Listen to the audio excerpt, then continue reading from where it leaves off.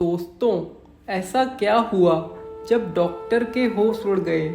एक लड़की थी, उसे अपने घर के संस्कार की वजह से लड्डू गोपाल की भक्ति मिली। उस लड़की की बड़ी आस्था थी लड्डू गोपाल में। वह लड़की हमेशा वृंदावन जाती थी और लड्डू गोपाल के दर्शन कर आती थी। धीरे धीरे वह बड़ी होती रही, पर उसने वृंदावन जाना नहीं छोड़ा। उसकी शादी हो गई, बच्चे हो गए, वो भी बड़े हो गए, उनकी भी शादी हो गई, पर उस लड़की का नियम कायम था।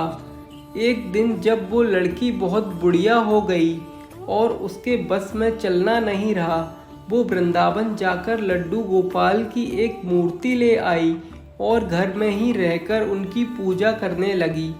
एक दिन पूजा करने के बाद उस बुढ़िया ने अपनी बहू से कहा, बहू इस मूर्ति को अंदर वाले कमरे में रख दे। बहू उस मूर्ति को लेकर अंदर गई, पर गलती से उससे वह मूर्ति छूट गई। बड़ी जोर की आवाज़ हुई। बुढ़िया घबराई सी चिल्लाई, क्या हुआ बहू? बहू बोली, कुछ नहीं माँ जी, केवल मूर्ति गिर गई है। यह सुनकर बुढ़िया जोर जोर से रोने लगी और वो रो रो कर यही चिल्ला रही थी कि कोई जाओ, जाकर डॉक्टर को बुलवाओ, मेरे लड्डू गोपाल को चोट लग गई, मेरे लड्डू गोपाल को चोट लग गई। पहले तो बहू ने सोचा कि बुढ़िया नाटक कर रही है, पर जब काफ़ी देर हो जाने के बाद भी वह चुप नहीं हुई, तो बहू को लगा कि बुढ़िया पागल हो गई है। अक्सर बुढ़ापे में लोग सठिया जाते हैं। शाम को जब बुढ़िया का बेटा घर आया और उसे बहू ने समझाया, तो उसे भी लगा कि माँ सचमुच पागल हो गई है। भला मूर्ति के लिए कोई डॉक्टर आता है? फिर उसे अपने बच्चों का ख्याल आया और उसने निश्चय किया कि माँ को पागल खाने भेजना पड़ेगा, नहीं तो माँ के पागलपन का असर मेरे बच्चों पर भी पड़ सकता है। वहाँ पास में ही एक समझदार आदमी रहता था।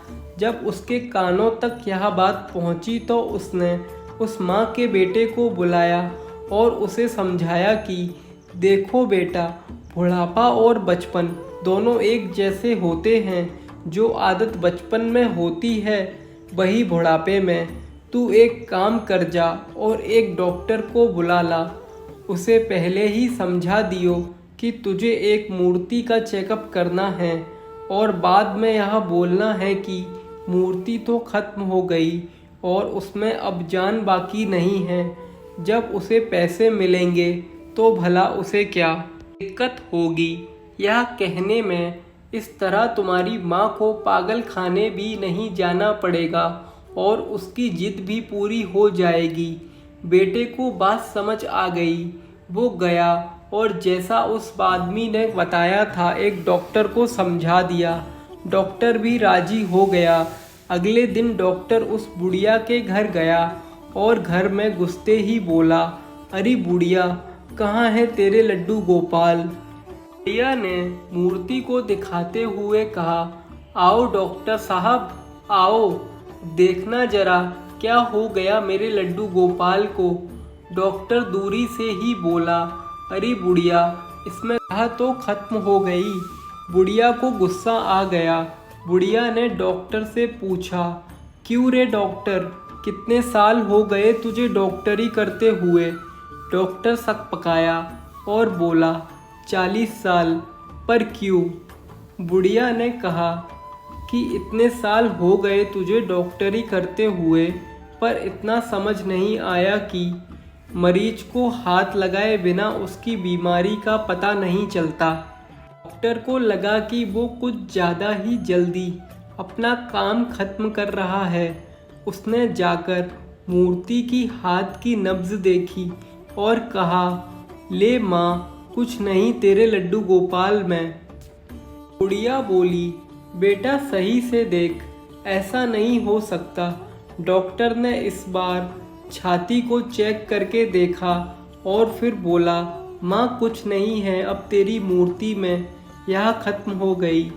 बुढ़िया ने कहा कि बेटा, वो जो मशीन होती है ना, पास तुम्हारे, उससे चेक करके देख।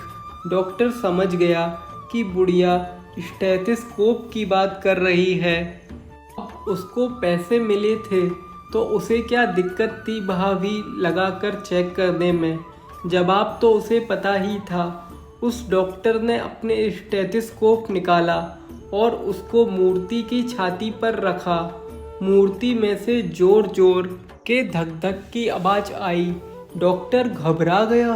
उसने बार बार चेक किया और हर बार धक धक की आवाज़ आई। उस डॉक्टर ने उस बुढ़िया के पैर पकड़ लिए और बोला कि माँ, यह दुनिया तुझे पागल कहती है। असल में यह दुनिया पागल है जो इस मूर्ति के पीछे छुपी तेरी भावनाओं को नहीं देख सकी। इस मूर्ति में जान नहीं थी, यह तो केवल श्रद्धा थी कि इस मूर्ति में भी जान आ गई। राधे राधे। मिलते हैं फिर से एक नई कहानी में। तब तक के लिए धन्यवाद। अगर दोस्तों आपने हमारा YouTube चैनल सब्सक्राइब नहीं किया है तो प्लीज़ इस चैनल को सब्सक्राइब कर लें अभी।